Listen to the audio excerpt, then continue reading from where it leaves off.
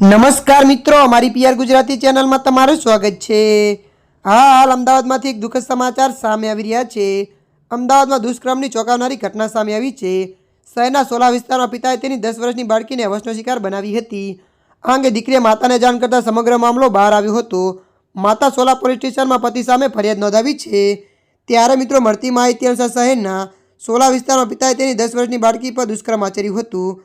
નરાધમ પિતાએ દીકરાને નાસ્તો લેવા માટે બહાર મોકલીને દીકરી પર દુષ્કર્મ આચર્યું હતું। દીકરીએ માતાને આ અંગે જાણ કરતાં આખો મામલો બહાર આવ્યો હતો।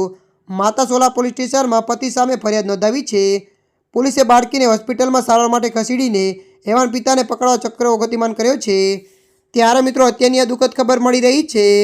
ત્યારે મિત્રો, હાલ માટે આટલું। મળીશું નવી અપડેટ સાથે। જો તમને અમારો વિડીયો પસંદ આવે, લાઇક, શેર અને સબસ્ક્રાઈબ કરી નાખજો।